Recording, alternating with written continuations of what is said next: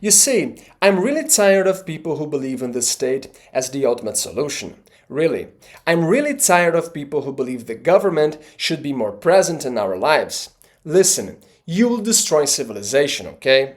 I hear people saying, oh, we need public education, public healthcare, public transportation, and it's the government's duty to give all these things for free. Because you know what? People deserve to live with dignity, right? And all I can think is, that's so cute, but I'm sure all of this person's brain cells are already dead. You see, I also want the best for people. I also want everyone to live with dignity, you know? That's obvious. Who would disagree with that, right? I'm fine with the goal. I just oppose the way to get there, you know? But you see, the solution for everyone's life to get better is not to increase the size of the state, turning it into a kind of father figure that takes care of everyone. No, it's actually the opposite. The solution is to give society and individuals more autonomy, which can only mean reducing the presence of the state in our lives. You see, what these people who defend a bigger government simply don't understand is that for the state to give all these things for free, healthcare, education, transportation, and so on, it first needs to take money by force from the population through taxes, right? After all, the state needs to finance itself to do all these things, right? And the state doesn't fund itself by, for example, making a product people will buy or by turning a profit, right? Like a company does. No, the state funds itself with other people's money, right? By using coercion through taxes. So to give all these things for free, first the government needs to take the money by force from others, from the population, so then it can reallocate, so then it can reinvest these resources by itself. And that's a terrible idea, man, because you know, the government simply isn't capable of being efficient. Being inefficient is its nature. If the government is the one allocating society's resources, you can bet the result will be pure waste, okay? The result will be expensive and will lack quality. And you will finish this video understanding exactly why that happens. But you see, I live in Brazil, and here we have a huge government, a huge state that takes care of everyone, right? But for example, Brazil has a very robust free healthcare system that everyone can use. Sounds wonderful, right? But there's a problem. But it's just a minor problem, you know? The problem is that hospitals are literally falling apart and many people simply die waiting for a doctor with no assistance at all. But come on. It's for free. But you see, things are not like that because there's not enough money, you know? No, it's because the money is completely mismanaged. It's because the government manages these resources in a completely inefficient way. And it does so because that's its nature. So mark my words, okay? The state will never be efficient. It cannot be efficient because it simply doesn't have the incentives to be so. And here I know that many people might be thinking, yeah, but a lot of private hospitals are like that. Terrible. A lot of private companies are also inefficient as hell too. And I agree with that. But here's the thing. If a company gives you a horrible service experience, you simply won't go back there anymore, right? And if this company keeps giving its clients horrible service, it probably won't survive, right? Instead, it will get buried by competition. However, that's not the case with the government. The state, on the other hand, can give you horrible service, but you cannot refuse to pay for it, even if you decide to not use that service. In other words, you are forced to accept inefficiency. This way, the government's bad service perpetuates itself by force and at your expense with your money. So, that's the difference, okay? Anyway, enough talking, and now let's understand why the state will never be efficient. So the first thing we need to understand is that people respond to incentives, okay? People act the way they do because of incentives. For example, most people don't steal because if they do, they will be punished, right? So they don't steal because they face a negative incentive, okay? You might believe that people don't steal because they're good, but honestly, most of the time, I don't think that's the case. Another example. Let's say you work at a job that doesn't pay you any bonus for what you deliver above your target. In this case, are you going to work your ass off? Are you going to push yourself to exceed your target, or will you just do the minimum to reach it without putting any extra effort in? Well, most likely, I believe you will go with the second option, right? On the other hand, if you get a bonus for your performance, then maybe you will actually work harder, right? Because then it might be worth it, correct?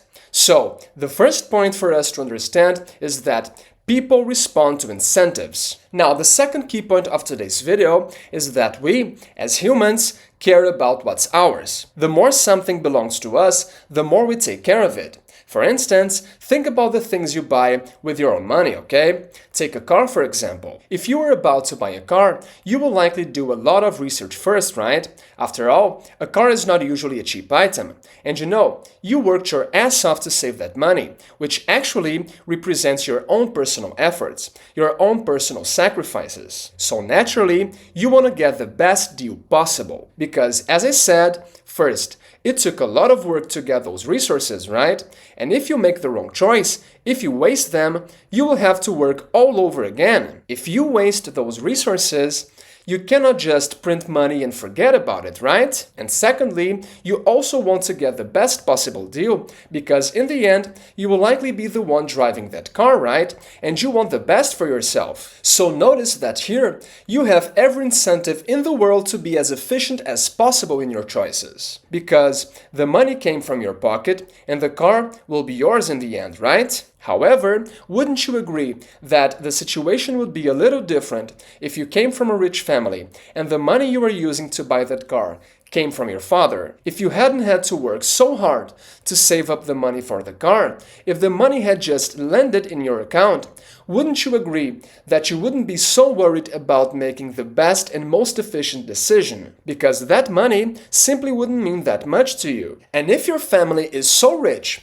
that if you don't like the car you bought, you can simply buy another one without any problem, well, that's when you really won't care about efficiency at all, right? About getting the best possible deal. That's for poor people, right? So notice that in this case, since the money isn't actually yours, right? It's your parents', and it didn't cost you any effort to earn it, and since the resources feel unlimited, you naturally don't care much about efficiency. In any case, the message here is that we, as humans, care about what's ours. We care about our money, about our efforts, about what belongs to us. I mean, we certainly care much more about what's ours than, for example, about what belongs to other people. That's our nature, you know? In fact, when it comes to third-party resources, honestly, we simply don't tend to care much in the end. So okay, with all that said, let's now think about how politicians and bureaucrats make decisions. So first, politicians need to get elected.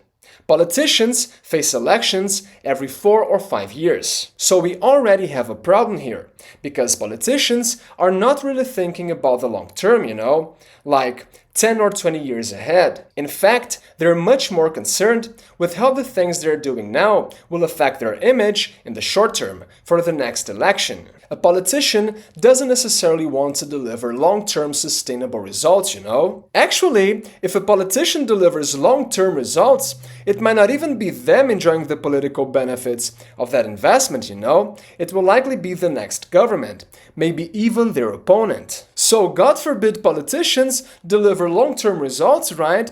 That might be the worst thing that could happen to them. But take a public project, for example. You see, it doesn't even need to be finished. It just needs to show that the politician who proposed it is doing something for the people, even if that means throwing money away, wasting resources. And of course, here we already see a huge conflict of interest, right? Efficiency is clearly already out of the picture here. And here I know that many people will say that that also happens in private companies. And I agree with that. In a private company, you might also choose not to think about efficiency in the long run. But then, it's the shareholders who will pay the price. It's their problem. And if they want, they can simply leave the company. They can simply sell their shares. With the state, however, as I said, it's different. It's the taxpayer who will end up paying for the lack of efficiency. And they don't have the option of walking away, you know? No. The taxpayer will have to pay whether they like the results or not. And that for me is extremely extremely unfair. But okay, as we've seen, we already have a huge problem from the start, right? Which is the fact that politicians simply have a short-term mindset, you know? They don't necessarily need to deliver good, long-term, sustainable results. No, they just need to show in the short term that they are doing something for the people, right? Even if that means wasting money. But on top of that, we also have other incentive problems. You see, whose resources the politician, the bureaucrat, is managing? It's not his, right? It's other people's money. And as we've seen in our car example, we simply don't tend to care much about other people's resources, right? We care about our resources, but not so much for other people's resources, right? That's the truth. This way, if the resources don't belong to the politician, but to such an abstract entity as the people, so tell me, what incentives does he really have to make the best use of those resources? Is he going to get a bonus for using that money in the best possible way? Of course not. And then some might say, oh, but it's his ethical duty to look after public resources. Listen, do you honestly expect the world to run on ethics? That would be wonderful. However, that's just not how things work, you know? People simply don't act based on ethics, but on self-interest. But going back to our politician, so no, he won't get a bonus for using people's money in an efficient way. That's why he won't do it. However, do you know how he does get a bonus? By overpricing public projects and pocketing some money on the side. It's no surprise that there are so many overpriced public works out there, right? That happens because the people in charge simply don't have the proper incentives to be efficient. Instead, they're operating under other kinds of incentives. So seriously, how can people be surprised that the state doesn't use its resources efficiently? How can people be surprised that the government wastes so much? That shouldn't be a surprise. Of course that's going to happen. After all, again, what incentives does a politician have to manage public money in the best possible way? In fact, as we've seen, the incentives actually push in the opposite direction. Because first, the money a bureaucrat, a politician manages doesn't come out of his own pocket, right? And second, on the flip side, the projects he invests in won't really benefit him. They won't be his. So going back to our car example, it's like you were buying a car for a person you don't even know, using money from another person you also don't know. I mean, if that was the case, would you really worry about being efficient? I don't think so. But you see, things get even worse, because if something goes wrong, let's say the car you bought gets lost or damaged, okay?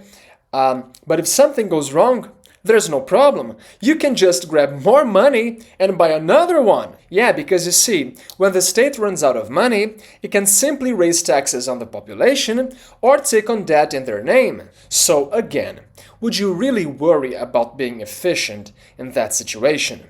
Of course not. Unlike someone who buys something with their own money and for themselves, you simply wouldn't care if you wasted the resources in your hands, because they just wouldn't matter to you. So that's why the state will never be efficient, because it simply doesn't have the incentives to be so. I mean, as we've seen, first, politicians are not incentivized to think long-term, right? In fact, their incentives actually push them the other way.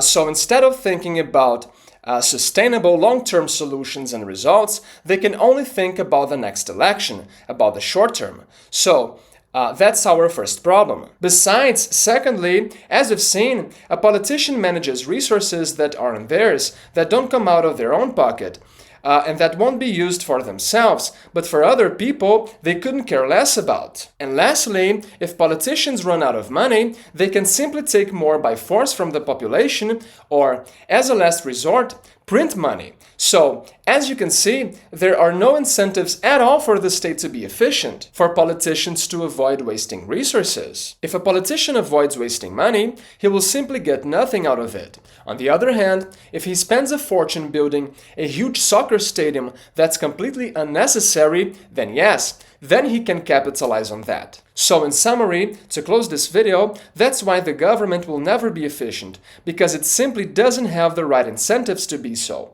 Like Buffett says, show me the incentives and I will show the outcome.